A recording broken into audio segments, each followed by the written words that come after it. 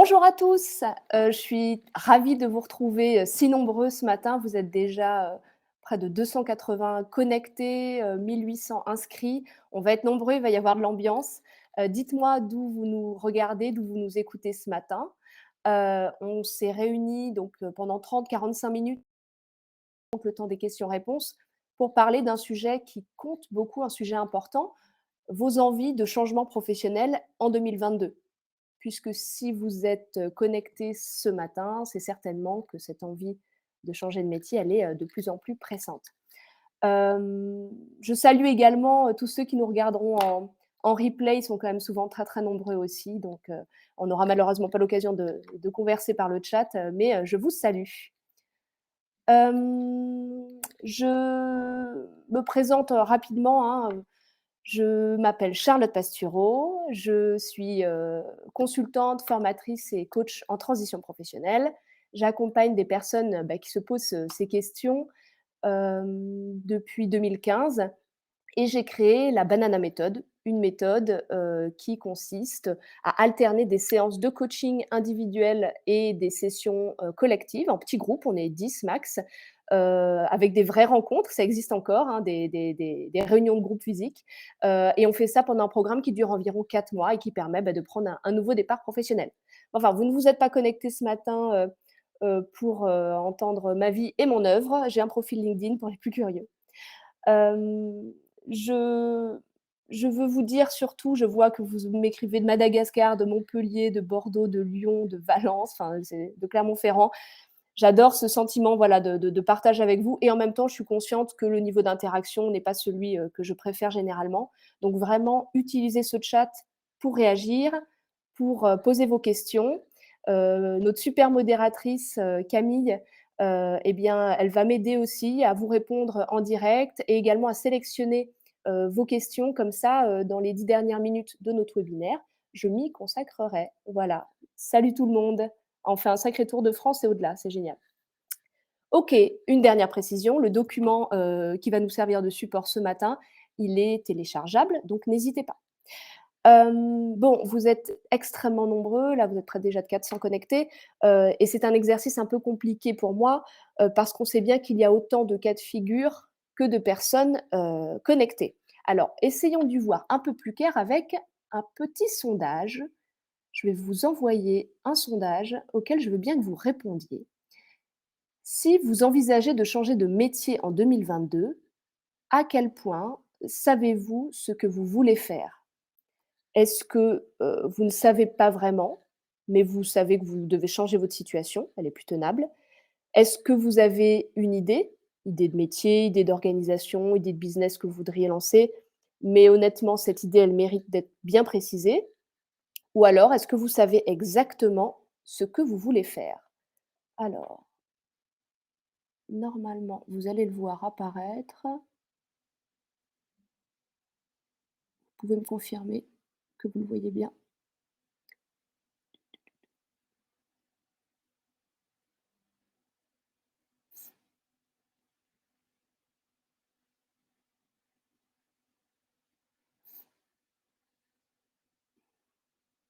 Certains répondent directement dans le chat.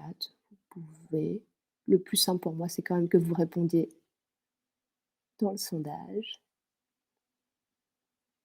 Super, merci de me confirmer. On se donne quelques secondes, hein, c'est vraiment pour prendre la température, comme on dit. Voilà, il y a un onglet sondage, exactement. Certains connaissent la plateforme. Encore quelques secondes. Voilà. Bonjour à ceux qui nous rejoignent, bienvenue. On est en train de faire un petit sondage pour prendre un peu la température, savoir où vous en êtes, si vous envisagez de changer. Allez, je vais clôturer le sondage. Tac. Alors, à 3, je ferme les votes. C'est parti. Alors, vous êtes, plus de la moitié, 51% à dire: «Je ne sais pas vraiment, mais je dois changer ma situation». Donc plus de la moitié à sentir une envie de changement sans pouvoir dire exactement ce que vous recherchez. OK. 40%, vous avez une idée, mais elle mérite d'être précisée et finalement, sans surprise, seulement 9 qui savent exactement ce qu'ils veulent faire. OK, bon, bah, entre nous, ça me rassure un peu ces résultats de sondage. Je pense que vous soyez dans la brume de l'introspection ou que vous soyez déjà dans les starting blocks, les conseils que je vais partager avec vous ce matin devraient, vous être utiles. Le premier avec lequel j'ai envie de démarrer, c'est de rappeler une chose. Quand on dit envie de changement de métier en 2022, il faut distinguer l'envie de quitter une situation A, que visiblement vous êtes 100 à partager, avec l'envie de trouver une situation B. Et ça m'amène au premier conseil, naturellement, faites le bon diagnostic. Je reçois aujourd'hui beaucoup de clients qui ont tous en commun de vouloir changer leur situation actuelle, mais avec un peu de travail ensemble, on se rend compte que le diagnostic de départ ou l'impression de départ, elle n'était pas tout à fait juste. Là où ils étaient prêts à, comme dit l'expression, jeter le bébé avec l'eau du bain, eh bien, ils revoient parfois leur copie. Moi, je vous invite, quand je dis faites le bon diagnostic, à vous poser ces questions-là. Qu'est-ce qui me pose le plus problème dans ma situation actuelle, dans la fameuse situation A? Il peut s'agir de problèmes, relationnels. Vous avez bien identifié qu'avec telle personne, telle équipe, il y a des difficultés qui vous pèsent et qui expliquent en grande partie votre mal-être au travail. Ça peut être également des problèmes de compétences. Vous vous sentez, peu compétent pour ce qu'on vous demande, je ne sais pas, votre poste a évolué, les missions ont évolué et vous sentez que vous ne maîtrisez plus, ce qu'on attend de vous. Ou alors, ça peut être l'inverse, vous vous sentez peut-être trop compétent pour ce qu'on vous demande et donc, une forme d'ennui s'est installée, un manque de stimulation. Donc la question des compétences peut être au cœur de votre envie de changement. Ça peut être également un conflit de valeurs. Là aussi, important de se dire: «Qu'est-ce qui explique que j'étais bien avant et aujourd'hui ça se dégrade. Parfois, c'est que vos valeurs ont évolué ou alors votre organisation a pris un virage que vous ne tolérez pas bien et dans ce cas-là, peut-être qu'il ne faut pas tout remettre en question, mais plutôt l'organisation dans laquelle vous évoluez, le secteur ou sa raison d'être. Ça peut être, et c'est très fréquent, un manque de reconnaissance, tout simplement, reconnaissance de votre travail, reconnaissance de votre engagement. Là aussi, dans ce cas, ça veut dire peut-être de pas tout revoir, tout jeter, mais se demander ce que vous pouvez faire pour obtenir davantage de reconnaissance pour votre travail. Ça peut être aussi un défaut d'opportunité. Certains savent un petit peu ce qu'ils veulent, mais ils n'y arrivent pas. Ils se sont lancés dans l'entrepreneuriat, ils ne trouvent pas les débouchés qu'ils espéraient.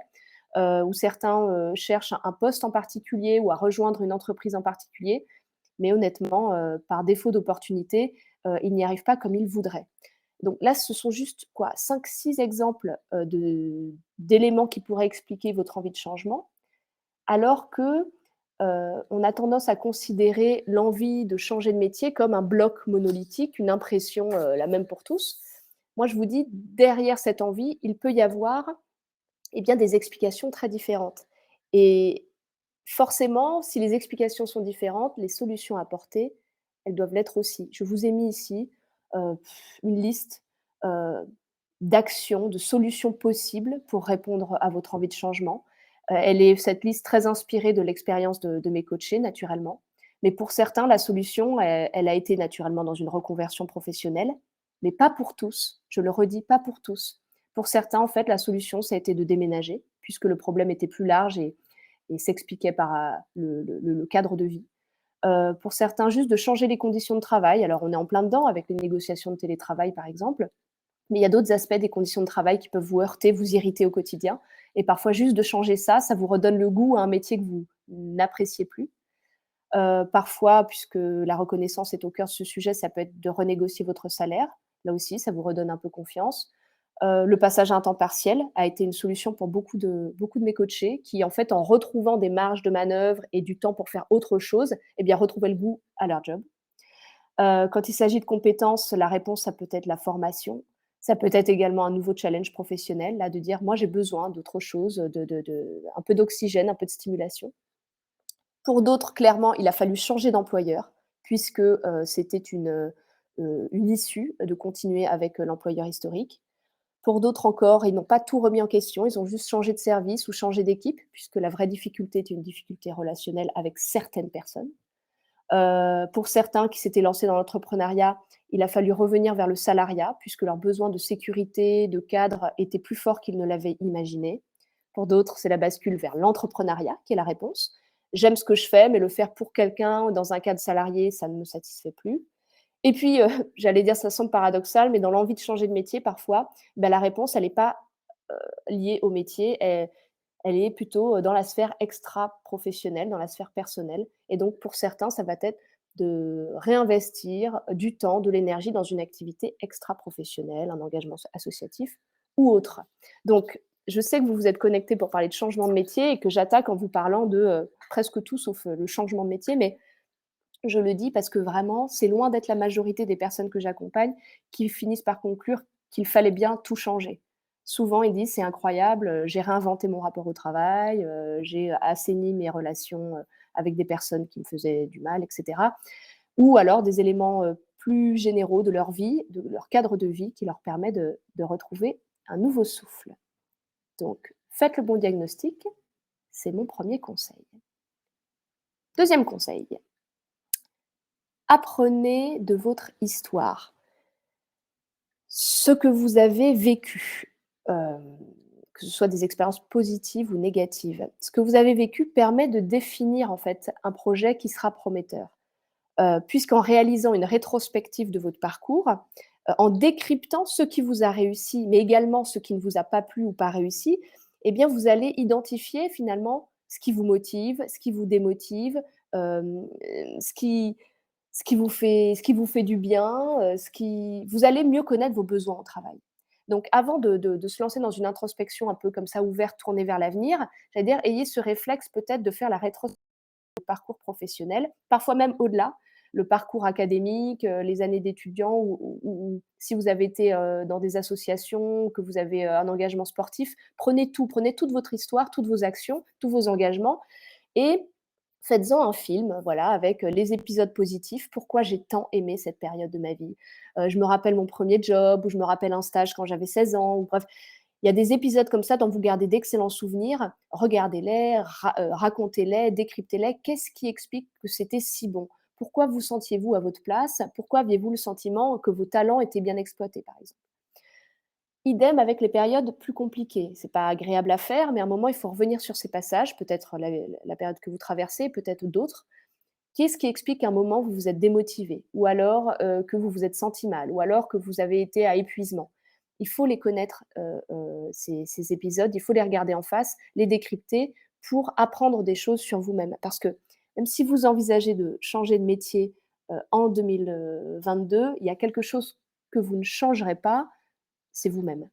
Du coup, une meilleure connaissance de vous-même, c'est quand même la clé de tout ce que je vais vous raconter ce matin et clairement votre parcours, votre histoire regorge, d'indices précieux à ce sujet. Troisième conseil ce matin, faites la chasse aux fantasmes. Hem, bon là, à mon avis, ça va parler à certains d'entre vous, mais l'envie de changement, elle peut être, un processus, fertile où on se réveille, tous les 2 jours avec une nouvelle idée. Ça peut même être un peu fatigant, pour l'entourage et pour soi-même mais même si ça l'est un peu, chérissez ces moments créatifs parce que ça veut dire que vous vous autorisez à nouveau à rêver.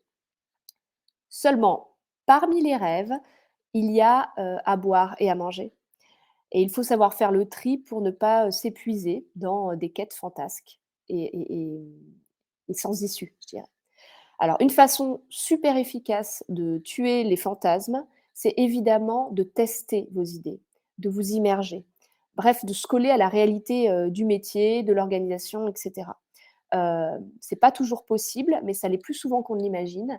Il y a évidemment des dispositifs d'État, avec, des immersions d'1 mois renouvelables 1 mois.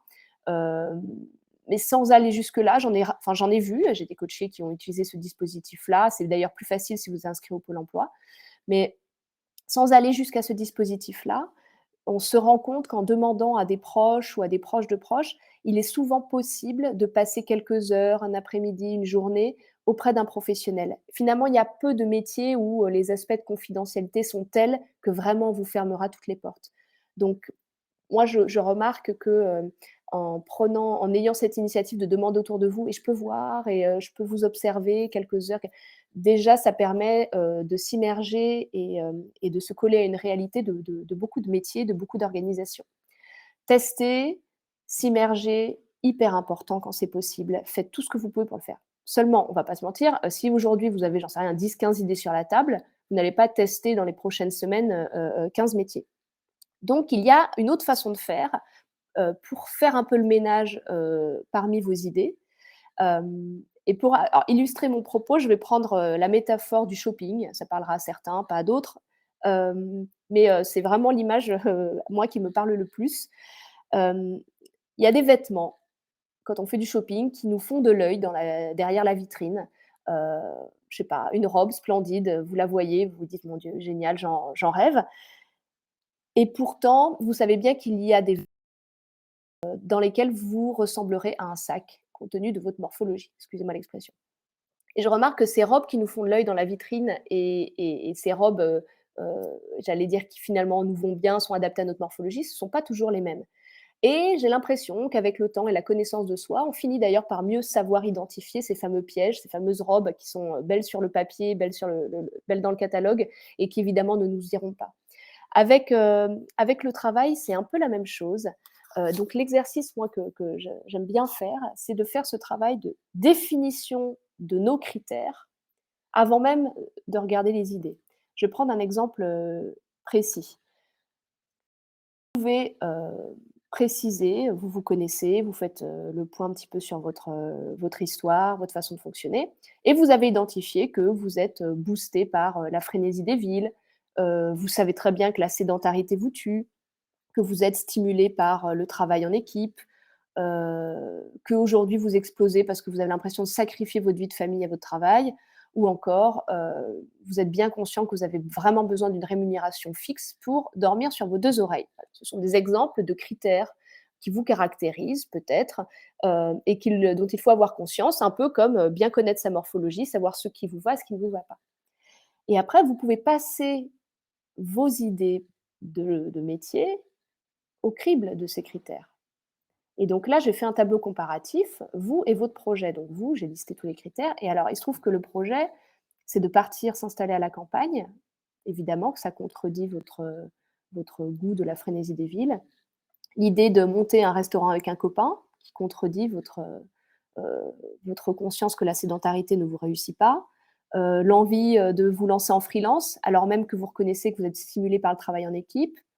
Le choix de quitter votre fonction de RRH, responsable des ressources humaines, pour rejoindre un cabinet de conseil en ressources humaines, alors même que vous êtes en train de dire que vous explosez parce que vous avez l'impression de sacrifier votre vie de famille à votre travail.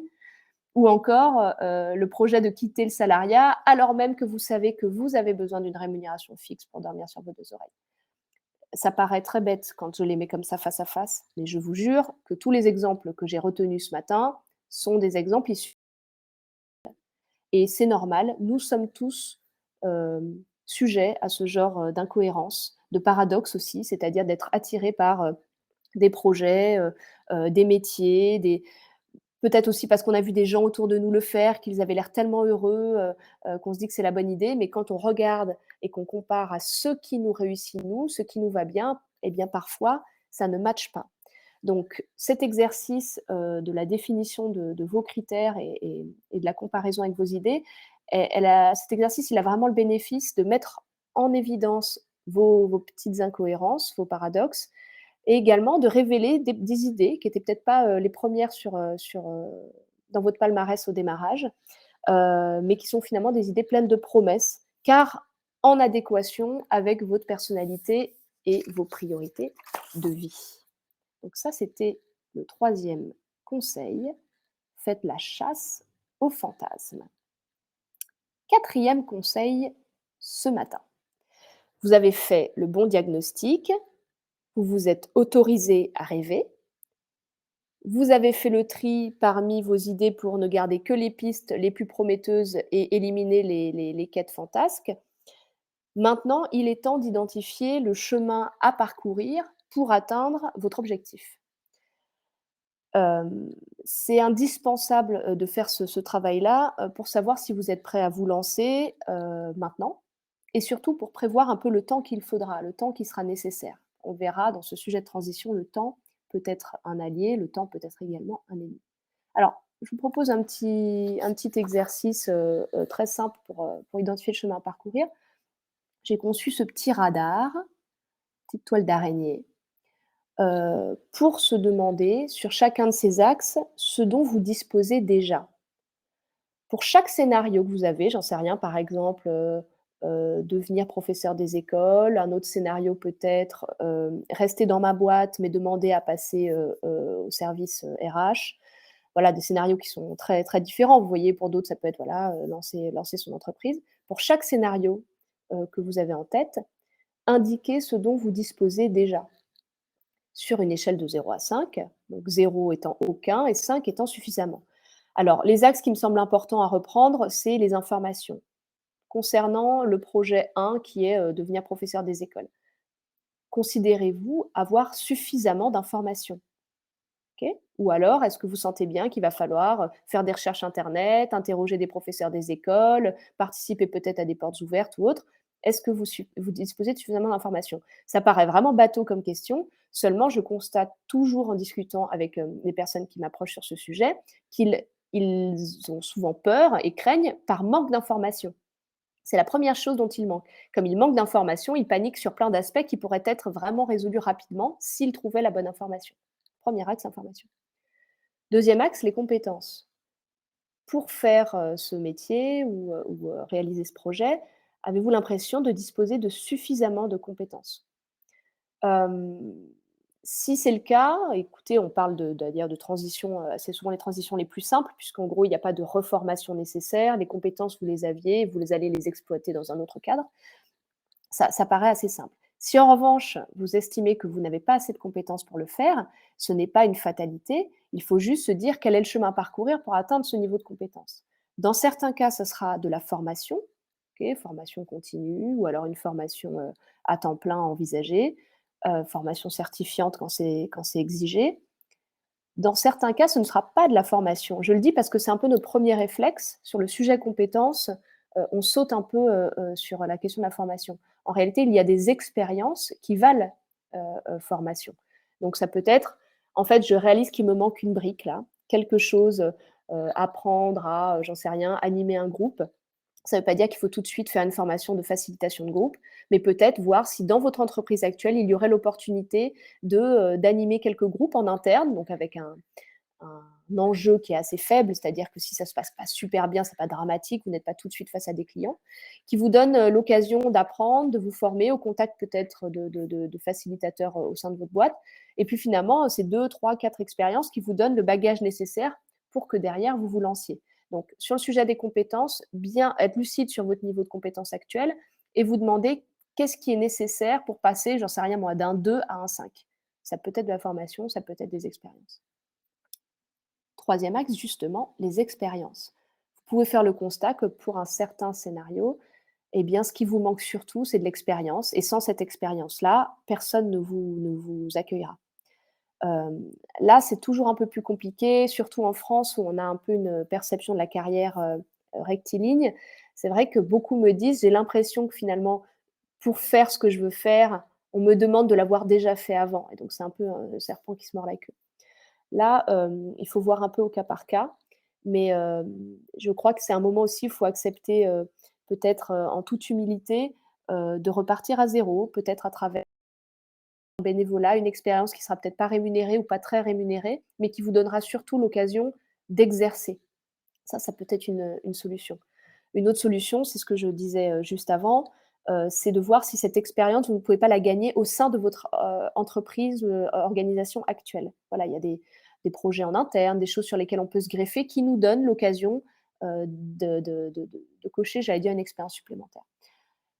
Et enfin, une bonne façon de faire, c'est aussi d'aller solliciter des gens qui nous connaissent. Peut-être que le CV ne sera pas idéal, peut-être qu'effectivement il vous manque un certain nombre d'expériences, pour prétendre à, mais comme ils vous connaissent, connaissent votre sérieux, connaissent votre sens de l'engagement, votre conscience professionnelle, ils vous donneront peut-être une chance que d'autres inconnus ne vous donneraient pas. Donc là aussi, le réseau peut être super précieux. Le quatrième axe sur lequel vous pouvez vous demander, où vous en êtes, ce dont vous disposez déjà, c'est la motivation. Heu, Est-ce qu'aujourd'hui, par rapport à ce scénario, à cette idée, vous estimez avoir suffisamment de motivation? Et c'est une vraie question à se poser. dans la mesure où une transition professionnelle, c'est pour tout le monde une démarche exigeante. Et donc si dès le départ, au moment où vous êtes en train là d'évaluer la pertinence de vos scénarios, si à ce moment-là, vous sentez déjà que vous manquez peut-être un peu de motivation pour cette idée, j'allais dire pour moi c'est éliminatoire. Probablement que ça ne vaut pas la peine de continuer avec cette piste-là. Gardez les pistes les plus motivantes pour vous, celles qui vous donnent véritablement envie, parce que quitte à changer, changez pour quelque chose de profondément motivant. Donc là, j'allais dire, c'est un peu un axe où je considère être comme, discriminant. Faut plutôt, si vous êtes à 5, vous pouvez garder l'idée, si vous êtes en dessous de 5, c'est probablement une idée qui ne mérite pas qu'on y travaille davantage. Hem, je peux faire quand même une parenthèse sur ce sujet motivation. Le seul cas où à mon avis la motivation peut être plus faible, c'est dans un cas où l'idée n'est pas l'idée cible, mais plutôt une idée transitoire. C'est-à-dire que vous avez, je ne sais pas, un projet qui consiste à monter, telle entreprise, d'ici 3-4 ans. Vous savez que vous ne pourrez pas vous lancer, dans les 6 mois, pour des raisons financières par exemple, et du coup vous avez identifié une étape intermédiaire qui va consister, peut-être à vous perfectionner sur tel aspect, telle compétence, à travers un petit job. C'est pas ce qui vous motive le plus, puisque vous avez l'ambition de monter votre boîte à 3-4 ans, mais c'est nécessaire. Dans ce cas-là, la motivation, elle est peut-être pas à 5 effectivement, mais c'est une brique indispensable pour atteindre, votre but final. Et puis j'ai mis autre, évidemment, parce que vous pouvez faire cet exercice d'évaluation sur d'autres axes que vous jugez importants. Un axe qui devrait souvent revenir, c'est l'axe financier. Si vous avez un projet qui nécessite de l'investissement ou qui nécessite, d'être en sécurité financière, pendant un certain temps, vous devez le préciser, vous devez le regarder et vous dire: «De quoi je dispose aujourd'hui? Est-ce que j'ai une situation, qui me met à l'abri de ce point de vue-là?» Si ce n'est pas le cas, je suis à 0, je suis à 1, je suis à 2. Qu'est-ce que je peux imaginer, comme dispositif pour me mettre, en sécurité? Parce que j'en aurais besoin, je ne sais pas, par exemple, pendant 6 mois pour me former ou, pendant 1 an et demi, le temps que mon business, se développe, et cetera. Donc faites le bon diagnostic, tuez les fantasmes, et puis, évidemment, identifiez le chemin qui reste à parcourir sur ces axes-là et peut-être sur d'autres, indispensables pour commencer à vous dire: «Ah, en fait, ma transition, elle va se passer en 2022» ou «Non, elle va plutôt se passer en 2023 ou encore en 2024». C'est quand vous faites ce travail très lucide de chemin parcourir que vous commencez à avoir une idée un petit peu du planning, de la temporalité de votre transition professionnelle et ça, c'est indispensable. Donc, à l'issue de cet exercice, vous avez mis en avant ce dont vous disposez déjà et ça fait du bien de se dire qu'on part pas de zéro sur tout. Parce que souvent, on ne se focalise que sur ce qu'on n'a pas. «Mais j'ai pas le réseau, mais j'ai pas les compétences» et cetera. Là, vous réalisez que peut-être que vous n'avez pas un super réseau, mais vous avez déjà, beaucoup d'informations, vous avez la motivation et ça fait déjà plaisir. Donc vous vous focalisez davantage sur ce dont vous disposez déjà. Vous ne vous focalisez pas que sur un aspect du changement professionnel. Vous avez identifié les gros chantiers et puis, j'allais dire, vous faites preuve d'une plus grande lucidité sur le temps qui sera réellement nécessaire pour mener votre changement à son terme. Merci Camille, je vois que tu réponds un petit peu au fil des questions, sur la question du financement notamment et merci de partager, ce lien très utile, comment financer sa transition professionnelle. Je renvoie souvent vers ce site qui, tient à jour tous les dispositifs de financement qui existent en France parce que, c'est riche, ce sont des dispositifs qui évoluent, ils sont nombreux, ils dépendent aussi de votre situation, en emploi, pas en emploi et cetera. Donc la meilleure façon de faire, c'est effectivement d'aller y jeter un œil et de voir en fonction de votre cas de figure ce qui colle. À ce sujet, positif existe pour se former, par exemple le compte personnel de formation, heu, le congé de formation professionnelle, le plan de développement des compétences, en entreprise ou les actions de formation conventionnées, donc là qui sont des actions de formation pour, des comment on appelle? Des groupements d'emploi. Il y a des dispositifs qui existent pour créer son entreprise, des dispositifs qui existent pour prendre le temps de la reconversion. J'ai mis les principaux ici et je vous invite à vous renseigner, mais je fais tout de suite une remarque. Ce que je constate quand on commence à avoir envie de changer de métier, c'est qu'on saute sur cette question des dispositifs, le financement, la formation et moi, quand je creuse un peu, je me demande: «Mais, pourquoi vous vous renseignez, sur ces dispositifs?» Et bien sûr, la réponse est très floue. Vous ne savez pas exactement quoi, ou alors vous jonglez entre trois quatre projets. Et de ce point de vue, je trouve que c'est mettre la charrue un peu à la question positive, elle est importante, mais quand vous êtes très sur votre idée de transition professionnelle. Vous savez dire voilà ce que je veux, telle organisation, tel métier ou tel statut, tel... Enfin, vous savez décrire précisément votre projet. Et dans ce cas-là, sur le comment, effectivement, la question de comment je vais financer tout ça, est-ce que je peux avoir de l'aide pour me financer, etc., se pose. Mais ne la posez pas trop rapidement parce que vous allez vous embourber dans des dispositifs très compliqués, parce qu'en France, malheureusement, c'est quand même pas hyper lisible, pour rien. Voilà, donc je dis oui, c'est important, mais question à activer au bon moment. Je ne sais pas si Camille vous a remis le lien dans le chat. Tu peux, Camille, peut-être un dispositif qui est encore mal connu parce que finalement assez récent, qui date de 2018, c'est la démission reconversion. Avant cette réforme, c'est vrai que les personnes démissionnaires n'avaient pas accès à l'allocation de retour à l'emploi versée par le Pôle emploi. Et c'est une réforme importante pour les personnes comme vous qui veulent changer de métier et qui peut-être n'ont pas accès à une rupture conventionnelle parce qu'un employeur rétif qui ne sont peut-être pas non plus en situation de licenciement. Et donc ces gens-là, c'est vrai, pendant longtemps, étaient là, bah, en fait, tout se passe bien, je ne veux pas non plus démissionner, mais je veux changer, j'ai droit à rien. Ça a changé. Évidemment, la démission reconversion, donc qui donne accès à des démissionnaires sous condition à une allocation de retour à l'emploi, bah, elle est sous condition. Il faut avoir travaillé, enfin, 5 ans continu, et cetera. Donc il y a pas mal de conditions. Il y a le lien pour vous renseigner. J'en parle parce que je me rends compte quand même c'est un dispositif encore trop peu connu, moins bien connu que la rupture conventionnelle. Là, en général, vous connaissez ce dispositif hyper précieux qui permet, sur la base d'une vraie entente avec son employeur, de rompre le contrat de travail et du coup d'avoir une vraie éligibilité à une allocation de retour à l'emploi versée par le Pôle emploi. Voilà, donc là, c'est tellement du cas particulier, je ne vais pas y passer trop de temps, mais sachez qu'il existe de nombreux dispositifs, se former, créer son entreprise ou prendre le temps de la transition. Renseignez-vous, mais renseignez-vous quand votre projet est déjà clair. Sinon, à mon avis, c'est une perte de temps. Conseil numéro 5, passez à l'action selon une méthode qui vous réussit. Ça y est, vous avez un objectif, vous connaissez les chantiers et le chemin à parcourir pour y arriver. Ne reste plus qu'à passer à l'action.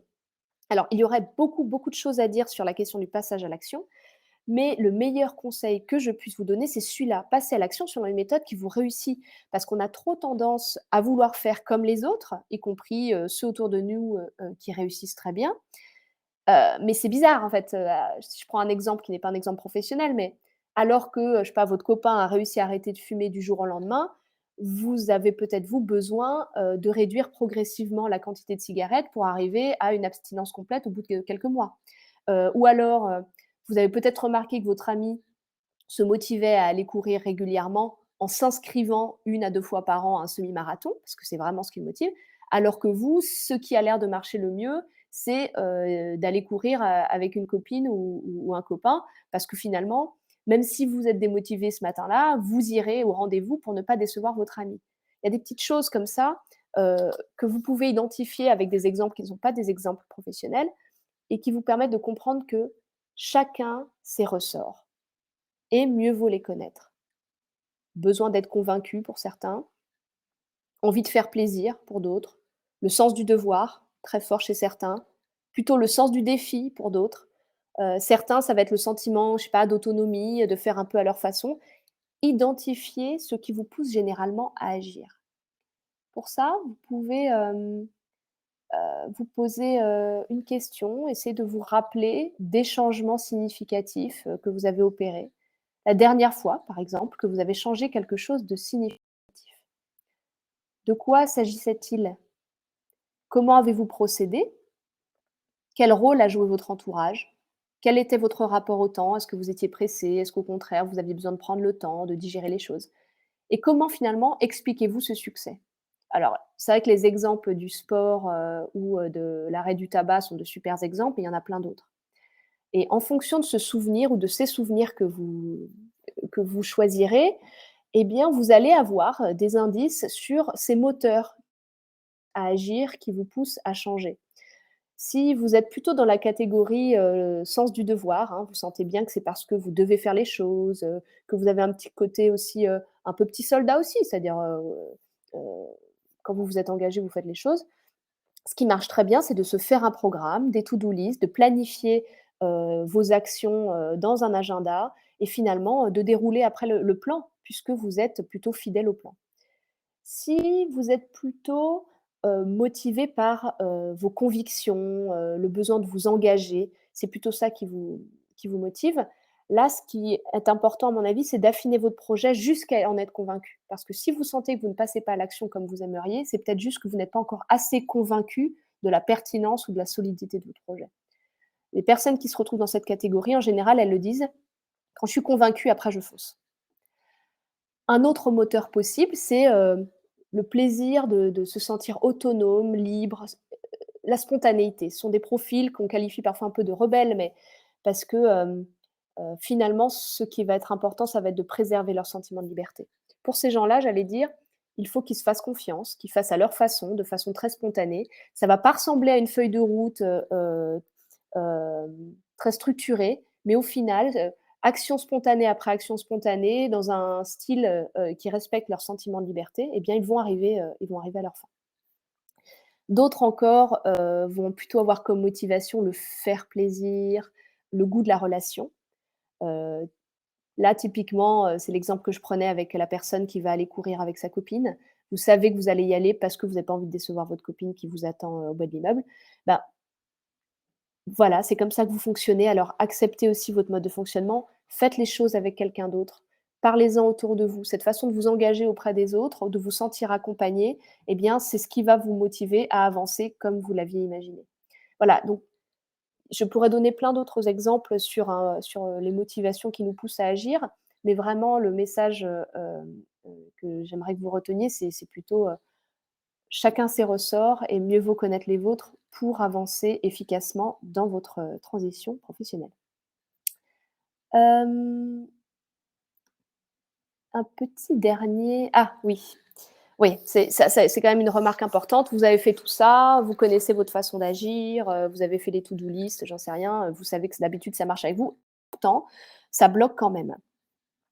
Là, je crois qu'il faut dire une chose, c'est changer, ça implique de renoncer aussi aux aspects que nous aimons d'une situation. Une situation que nous jugeons pourtant frustrante, hein, faut bien reconnaître, mais parfois tout n'est pas noir. Alors, je sais que même si cela peut sembler contre-intuitif, demandez-vous toujours: «Quel bénéfice ai-je à ne pas changer? Quel intérêt me pousse à rester là?» C'est une question qui pique un peu, parce qu'on se dit: «Bah, j'ai aucun intérêt, je veux changer, je vous dis que je veux changer, pourquoi vous me posez cette question?» Mais je pense qu'il faut être aussi honnête avec soi-même.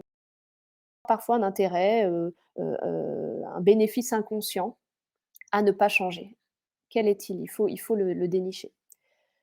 Ensuite, si ça bloque toujours, changer, c'est aussi assumer, un choix et ses conséquences.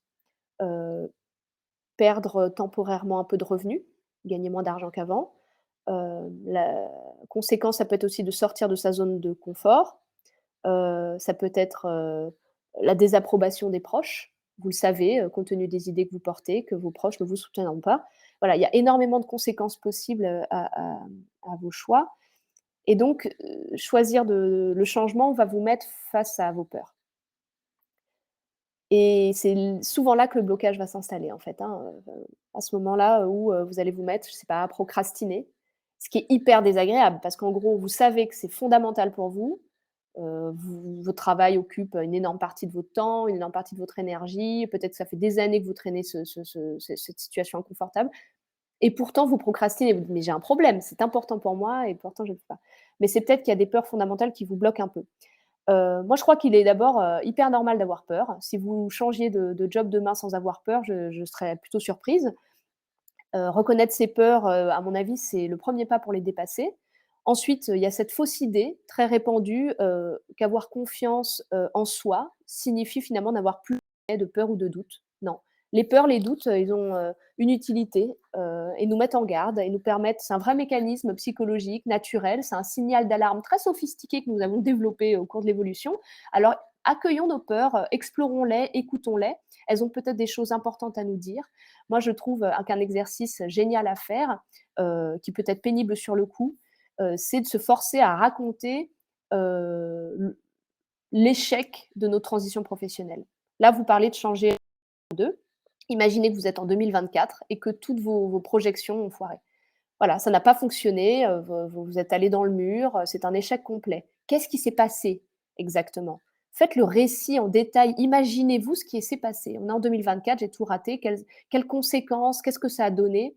A allez jusqu'au bout, de cette peur d'échouer en lui donnant une forme et finalement quand les choses ont une forme, sont décrites et ben, elles deviennent plus gérables que quand elles sont comme une espèce d'ombre diffuse qui nous empêche de dormir. Donc allez au bout de ce récit et finalement dans ce récit, essayez d'identifier, ces peurs légitimes, en fait, qui sont en train de vous dire: «Tu as pas assez préparé ça, tu as pas vérifié tel point, tu devrais anticiper ça» et voyez comment, vous pouvez adapter, votre projet professionnel, votre projet de transition pour peut-être diminuer autant que possible ces risques, parce qu'en fait, les peurs parlent aussi de risques et tout ça étant dit, je pense qu'il restera une part, hem d'incertitude, parce que je ne crois pas qu'on puisse, engager des changements, en étant sûr de tout. Il y a une part, d'incertitude avec laquelle vous devrez avancer et donc la question avec laquelle vous pouvez, à laquelle vous pouvez vous poser, c'est: «Suis-je prêt, prête à avancer avec cette part d'incertitude?» Voilà, celle qui demeure après avoir fait tout ce travail, de décryptage des peurs, et donc révision des projets. Mais il y a quand même un morceau qui reste. Quand les gens me disent: «Mais est-ce comment être sûr?» Parfois ils me disent: «Voilà, j'y vais», ils sont à la fin du programme et ils me disent: «Mais comment être sûr?» Je pense qu'on peut pas être sûr à 100 de rien malheureusement. Même avec une très bonne intuition, même avec une très bonne préparation, changer, c'est aussi avancer avec une petite part, d'incertitude.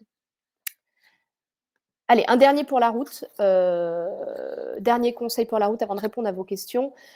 Le chemin, il peut être long, je l'ai quand même dit, il y aura des hauts, ces moments où vous allez dire: «Ça y est, je vais enfin sauter le pas, ça y est, c'est 2022, ça fait des années que j'en pouvais plus» et des moments, de bas, par exemple, refus d'une rupture conventionnelle où vous avez l'impression que tous vos plans, tombent à l'eau. Hem, donc je pense que pour avancer sur ce chemin qui peut être long, il faut savoir vous entourer. S'entourer, c'est obtenir plus de réconfort, c'est aussi gagner en recul avec des gens qui verront les choses différemment de vous. C'est trouver des sources d'inspiration, c'est créer du réseau ou en tout cas, mobiliser un réseau dont vous disposez déjà, et c'est parfois aussi, regagner en confiance, quoi. Parce que quand vous perdez confiance, peut-être que les autres sauront vous redonner cette confiance. Vous entourer, évidemment, mais aussi, heu, éviter certaines personnes. Dans cette période, il y aura des personnes qui, consciemment ou inconsciemment, ne vont pas vous donner le meilleur d'elles-mêmes parce qu'elles ont peur pour elles, parce qu'elles ont peur pour vous, parce que ça contrevient à leurs croyances. Enfin bref, il y a beaucoup de choses qui peuvent se jouer chez elles, mais en tout cas, certaines personnes, y compris très proches, peuvent avoir des remarques, des attitudes, des conseils qui vous cassent. Si vous sentez ça, vite arrêtez quoi. Enfin, ça sert à rien de revoir et revoir des amis ou d'en parler même parfois à un conjoint, quand vous sentez qu'à chacune de vos conversations, vous sortez lessivé en disant: «J'ai plus confiance en rien, je suis fou, je suis folle d'imaginer que ma vie peut changer». Voilà, ces gens-là ne vous veulent à mon avis pas de mal, hein, mais il y a quelque chose en tout cas qui se passe chez eux qui peut-être les effraie. Donc dans ce cas-là, je ne suis pas en train de dire ne les voyez plus jamais, je dis juste pendant un certain temps, peut-être les éviter un peu ou alors ne leur parlez pas de vos projets professionnels ou de vos envies de transition, et entourez-vous au contraire de personnes, au contact desquelles vous sentez que vous avez de la force, de la confiance, et des gens, qui vous accompagnent, voilà, positivement sur ce chemin, qui vous aideront à créer des opportunités. Hem, Juste pour aller plus loin, puisqu'on a très peu de temps, aujourd'hui, mais il y a des ressources en ligne, elles sont gratuites, donc n'hésitez pas à prendre tout ce qu'il y a à prendre sur le web. Des outils, que je partage souvent en vidéo, comme un peu ceux que j'ai présentés ce matin, mais que j'explique beaucoup plus en détail. Des replays de d'autres webinaires sur le sujet que j'ai fait, ils sont tous différents, donc vous apprendrez toujours de nouvelles choses. Des podcasts, des articles, des témoignages, dans une newsletter, que je partage. Le lien dont je vous ai parlé pour, la question du financement de la transition professionnelle. Voilà, il y a beaucoup de choses en ligne et gratuites, donc n'hésitez pas. Et puis, la prochaine promo Banana Méthode, pas longtemps, donc les inscriptions sont ouvertes. N'hésitez pas à me contacter si vous êtes intéressés. Alors, merci, je regardais d'un œil là, vos questions. Je vais aller dans la sélection que Camille m'a faite. Est-ce que cet autodiagnostic ne risque pas de conduire à des décisions qui s'appuient sur des représentations subjectives qui pourtant pourraient être questionnées? Alors, Dimitri, oui, c'est subjectif puisqu'il s'agit de vous. Mais je trouve que, se remettre soi au cœur de sa carrière, c'est essentiel. Je pense que, à vouloir être peut-être trop objectif, je sais pas, on s'est parfois sorti de l'histoire. On s'est sorti du jeu. On a parlé de marché de l'emploi, on a parlé de formation, de compétences. On vous a parlé de plein de choses dans votre orientation, mais on a souvent oublié de vous parler de vous. Qu'est-ce que tu aimes? Comment tu fonctionnes? Quelles sont tes plus grandes qualités? Qu'est-ce que les gens ressentent à ton contact? Qu'est-ce que tu donnes sans compter? Ça, c'est effectivement subjectif, mais je pense que c'est une matière qui a plus de valeur qu'aucune autre, quand on réfléchit à construire un nouveau projet professionnel. Question bête, changer à 50 ans, risqué? Non. Alors, la question du risque, je l'ai abordée dans un webinaire précédent, n'hésitez pas à aller voir le replay. Je pense que la question de l'âge, est, un risque parmi d'autres. En fait, il y a plein de risques, hein, le risque financier quand on est surendetté, ou qu'on a plein de bouches à nourrir, le risque de l'âge, parce qu'on sent que peut-être le marché de l'emploi est moins réceptif, à des bifurcations. C'est un risque parmi d'autres, mais ce n'est pas une raison de ne pas bifurquer. Sur le coup, des gens le font tout le temps et c'est pas depuis d'ailleurs l'épidémie de Covid, hein, les bifurcations professionnelles, les changements professionnels, on en parle plus, on les raconte davantage, mais en réalité, les gens en font depuis très longtemps, y compris à 50 ans. À 50 ans, vous avez encore de très, très, très belles et longues années, devant vous et ce serait dommage, de vous, enquister dans une situation qui n'est pas satisfaisante parce que vous considérez que, vous avez 50 ans et que c'est trop tard. Ce n'est pas trop tard. En revanche, tout le reste de la démarche s'applique à quelqu'un de 50 ans comme à quelqu'un, de 30 ans. Faire le bon diagnostic, chasser, faire la chasse aux fantasmes, apprendre de son histoire, définir la route à accomplir et cetera. Planifier, préparer. Les risques, ça se gère. L'axe réseau du radar n'a pas été évoqué. Oui, tout à fait, je me suis rendu compte. La question du réseau, c'est un point important parce que quand on est notamment pour ceux qui veulent bifurquer, c'est-à-dire aller vers des champs, un peu différents de leur job actuel, eh bien, le réseau est souvent plus ouvert que le marché, classique, le marché du travail classique. C'est ce que je disais tout à l'heure, des gens qui vous connaissent ou par, intermédiaire finalement, vous connaissent, seront plus ouverts à, vous accueillir dans leur organisation, à vous laisser, tester un job ou un poste pour lequel a priori vous n'avez pas tant d'expérience que ça, parce qu'ils croient en votre personne. C'est pour ça que le réseau, il est hyper important, quand on change un petit peu de zone de compétence. C'est moins vrai si vous êtes dans un changement de métier plus classique, même domaine d'expertise, mais ailleurs. Là, dans ce cas-là, bon, le réseau sert, évidemment, mais moins. Donc là, ce réseau hyper important. Quand vous n'avez pas, de réseau, par exemple, vous voulez vous lancer dans le luxe et vous connaissez personne, il ne faut pas désespérer pour autant. Il y a, des événements, il y a des conférences, il y a des amis d'amis, il y a un vrai travail à faire sur son réseau. Ça se cultive comme un jardin et je pense qu'on a aussi là, pour certains, en tout cas je remarque, un rapport un peu étrange au réseau, comme s'il y avait quelque chose de sale, réseauter, comme si on demandait, des choses qu'on ne devrait pas demander à certaines personnes. Je pense que le réseau j'ai été comme ça pendant longtemps, hein, mais je crois que le réseau, c'est d'abord, nouer des relations, entretenir ces relations et c'est pas sale de faire ça, vraiment pas. Hem, donc le réseau, si vous n'en avez pas, ce n'est pas une fatalité, ça se cultive. Un conseil, bah, pour optimiser son réseau, je pense que je viens d'y répondre un peu.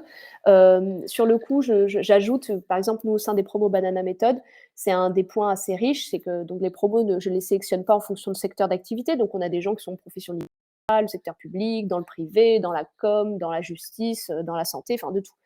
Et du coup, bah, ils bénéficient aussi du réseau des autres. Ça, j'avoue, c'est une vraie richesse quand vous avez des groupes, divers, en fait. Des groupes qui ne viennent pas du même univers, ou académique.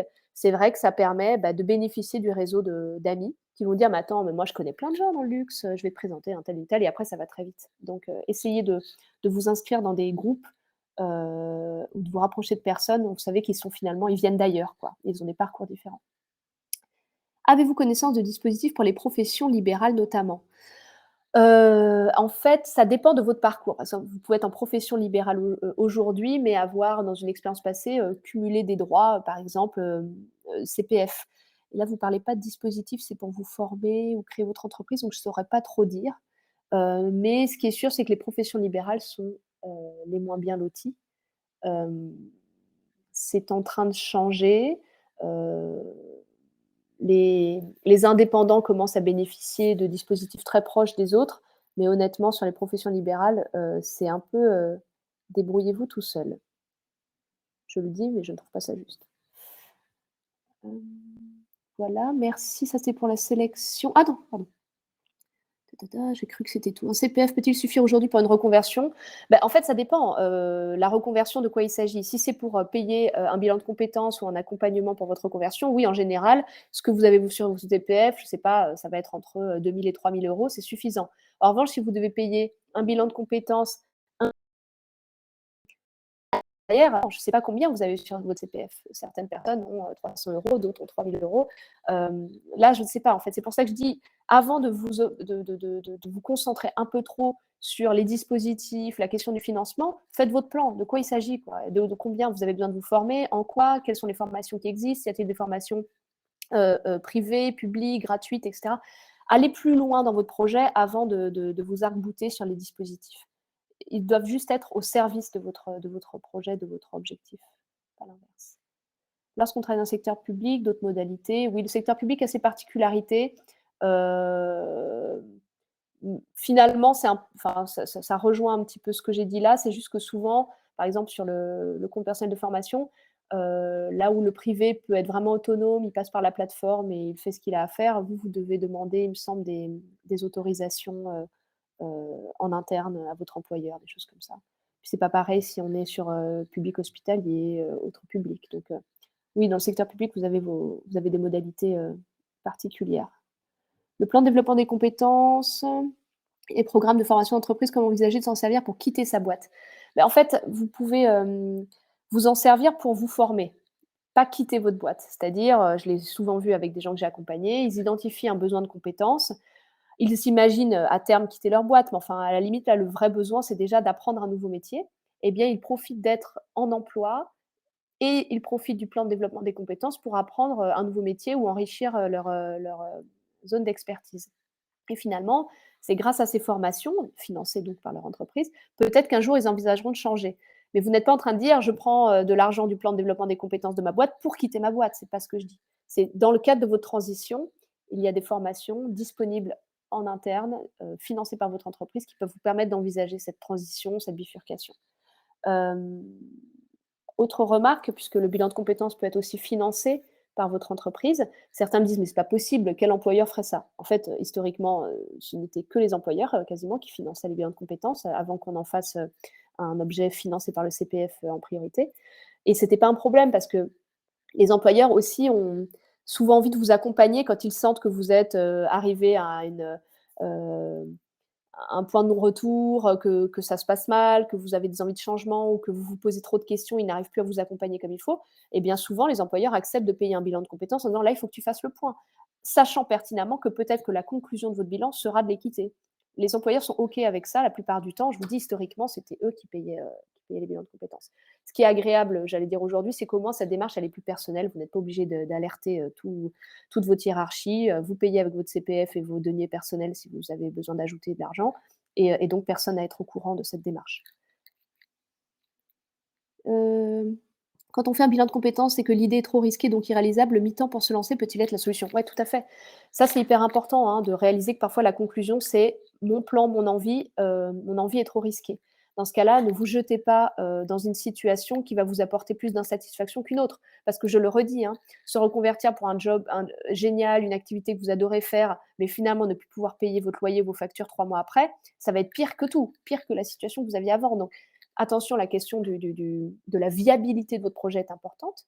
En revanche, si vous identifiez qu'elle n'est pas viable tout de suite, essayez de construire ce que j'appelle donc un parcours, un peu en transition.